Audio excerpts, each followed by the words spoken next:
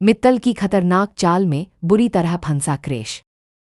अब अरमान के सामने हाथ जोड़कर मांगेगा माफी। सीरियल रिश्ता क्या कहलाता है में शुरू होने वाला है जबरदस्त हाई वोल्टेज ड्रामा, जहां क्रिश की पूरी दुनिया हिलने वाली है। जी हां दोस्तों, आने वाले एपिसोड में देखने को मिलेगा कि मिस्टर मित्तल की एक बड़ी गैरकानूनी डील अब सबके सामने आने वाली है, और इसी वजह से क्रिश की जिंदगी पूरी तरह बर्बाद होने की कगार पर पहुंच जाएगी। अब तक क्रिश मित्तल के सारे गैरकानूनी कामों को छुपाकर गलत तरीकों से संभालता आ रहा था और अरमान से हर सच छुपा रहा था, लेकिन अब कहानी में एंट्री होगी नए एसीपी की, और उसके आते ही मित्तल के सारे काले कारनामे एक एक करके बाहर आने लगेंगे।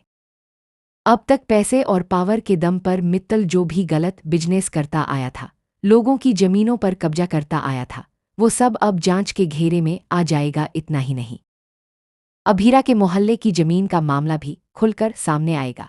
इसी वजह से मित्तल का गुस्सा फूट पड़ेगा क्रिश पर। वह चिल्लाते हुए कहेगा कि तुमसे ना कंपनी संभल रही है और ना हालात, तुम मुझे भी ले डूबोगे। मुझसे बड़ी गलती हो गई जो मैंने अरमान की जगह तुम्हें चुना। अरमान कम से कम हर मुश्किल संभाल लेता था, लेकिन तुम उसके बराबर कभी नहीं आ सकते। इसके बाद गुस्से में मित्तल क्रिश को जोरदार थप्पड़ मार देता है। वहीं क्रिश भी भड़क जाता है और कहता है कि इतने सालों से तुम्हारे सारे गलत काम मैंने संभाले हैं, अगर मैं ना होता तो तुम्हारा बिजनेस कब का बंद हो चुका होता। इसमें हर बार अरमान का नाम क्यों लाते हो?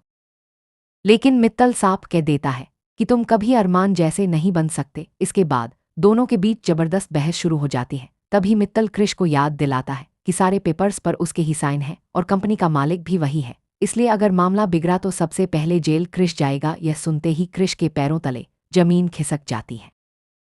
फिर मित्तल धमकी देते हुए कहता है कि अगर मैं डूबा तो तुम्हें भी साथ लेकर डूबूंगा, इसलिए जल्दी से जल्दी इस पूरे मामले को संभालो। लेकिन तभी संजय कहता है कि अब यह सब उनके बस से बाहर हो चुका है और इस मुसीबत से सिर्फ अरमान ही निकाल सकता है। तभी ऑफिस में इनकम टैक्स डिपार्टमेंट और पुलिस की एंट्री हो जाती है। सभी लोग पूरे ऑफिस की जांच शुरू कर देते हैं और क्रिश पूरी तरह घिर जाता है। फिर ऑफिसर क्रिश को 2 दिन का अल्टीमेटम देते हैं कि या तो खुद सरेंडर कर दो, वरना पुलिस घसीटते हुए जेल लेकर जाएगी। उस पर टैक्स चोरी और गैरकानूनी बिजनेस में मदद करने के गंभीर आरोप लग चुके होते हैं।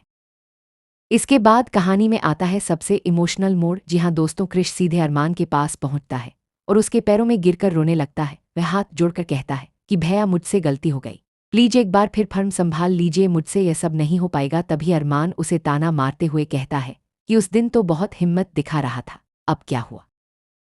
लेकिन तभी काजल भी रोते हुए अरमान और दादीसा के सामने गिड़गिड़ाने लगती है। वह कहती है कि मैं अपनी बेटी को पहले ही खो चुकी हूँ, अब अपने बेटे को नहीं खोना चाहती। भगवान के लिए क्रिश को बचा लीजिए।